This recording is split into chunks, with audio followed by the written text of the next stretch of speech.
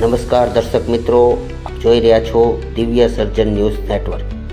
મહુવા ગણતરીના કલાકોમાં ચકચારી મર્ડરના કેસના આરોપીને પકડી પાડતી મહુવા ટાઉન પોલીસ.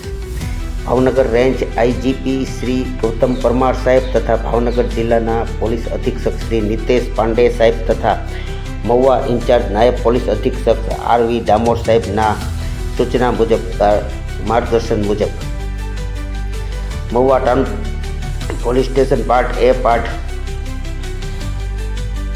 ગુના રજિસ્ટર નંબર 11-19-80-25-08-98 BNS કલમ 103(1) તથા જીપી એક્ટ 135 મુજબના મણશોધાયેલ ગુનાઓના આરોપીને શોધી કાઢવા માટે સખ્ત સૂચના અપાયેલ હોય.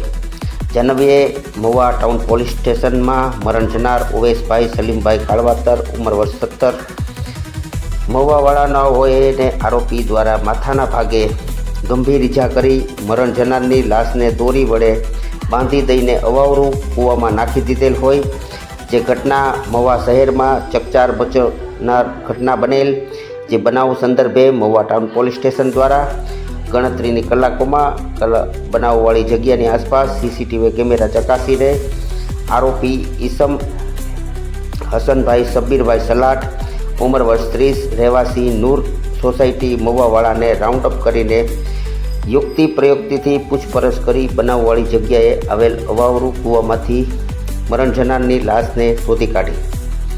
બનાવ બાબતે ગહન પૂછપરછ કરતા આરોપી હસનભાઈ સબ્બીરભાઈ સલાટ, ઉંમર વર્ષ 30, રહેવાસી નૂર સોસાયટી મહુવાઓના મરણ જનાર ઉવેશભાઈ સલીમભાઈ કાળવાતર, ઉંમર વર્ષ 17, રહેવાસી મહુવાવાળાના માતા સાથે આડા સંબંધ હોય.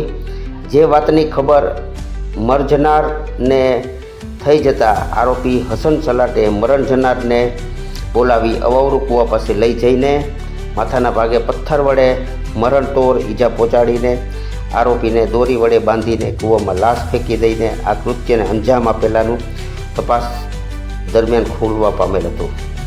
જે હત્યાનો ગુનો ગણતરીની કલાકોમાં મહુવા ટાઉન પોલીસ દ્વારા શોધી કાઢવામાં આવેલ હતો. અહેવાલ ફારૂક બિલખિયા સાથે જોતા રહો દિવ્ય સર્જન ન્યૂઝ નેટવર્ક.